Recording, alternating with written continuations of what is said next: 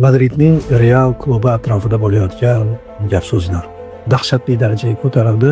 Real Madrid so'nggi paytlarda ijtimoiy tarmoqlarda sovrinsiz qolgandan so'ng El Clasico'dan oldin juda ko'p negativ xabarlarni chiqarib yuboryapti.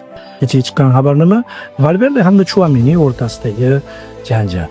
Eng qizig'i, El Clasico'da o'ynashi kerak bo'lgan va jamoani qulog'idan tortadigan ikkita futbolchi aytilsa, men Chouameni bilan Valverdeni aytgan bo'laman, chunki bu mavsum hammada unday tushishlar bor, chiqishlar bor, lekin Chouameni butun mavsum davomidagi eng tekis futbolchi bo'lsa kerak. Eng yaxshi o'ynayotgan, eng foydali o'yin ko'rsatayotgan futbolchi bo'lsa kerak. Ana shu Chouameni hamda Valverde bilasiz qanaqa shaxslar.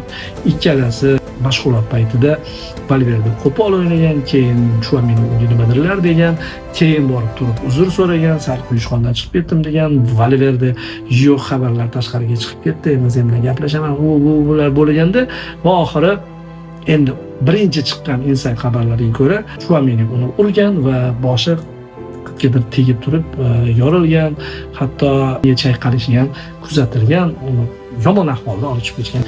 O'zi hammasi tepasida Florentino Perez turibdi. Diktator, uzoq yillar davomida juda ko'p sovrinlar yutgan va istalgan paytdagi qarorlari to'g'ri chiqishini o'zicha da'vo qiladigan shaxs oxirgi 2-3 yilda naqadar katta xatolar qilayotganligini ko'ryapmiz va alal oqibat Realda bu voqealarning sodir bo'lishi tabiiy, normal hodisa.